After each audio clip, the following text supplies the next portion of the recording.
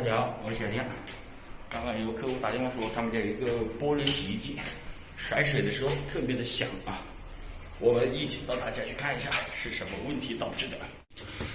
就是这一台小天鹅的涡轮洗衣机啊，我们给它开机试一下。开机试一下之前呢，我们可以用手拨断一下这个涡轮啊，有这种顿挫感，对吧？像这种的话，考虑离合器的故障居多啊，离合器啊，或者说皮带上面掉的东西，挂的东西造成这种。但是以小天的手感来判断，应该离合器的几率可能会要大那么一点点啊。我们拿着单独脱水，给它试一下啊，看它转的就启动啊这些声音呢。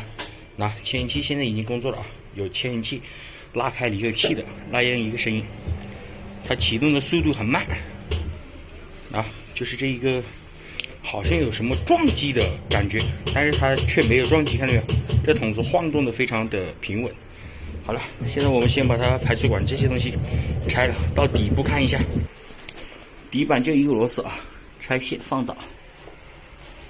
放下来的时候我们就看见了，看这个皮带没有？松了，对吧？而且属于特别松的那一种，而且这个地方呢已经断开了，一节都没有了，对吧？这种情况我们先把皮带先给它取下来啊。皮带取下来，这地方缺了一节，看到没有？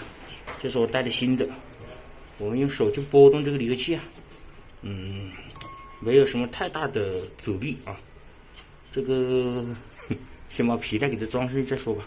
我们如果自己去买皮带了，对一下上面这个型号4601的就行，它这一个上面也是有的了，4601，对吧？我们先给它装上去，如果还响的话，那肯定离合器也断了，也坏了啊。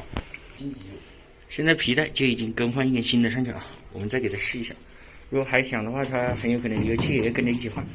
如果好了的话，那就一根皮带解决。您有一张直派工单，请在60分。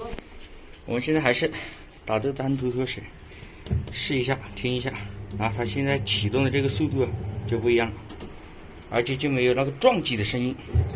它那个撞击的声音呢，现在是底角不平啊，撞击的声音应该是这一个皮带哪个地方刮到齿轮的那一个撞击的声音，看到没有？因为它有这么久了，因为这个客户说是2年啊，但是扫条嘛就知道这个机器5、6年啊，换一下皮带也算是正常维护保养吧，对吧？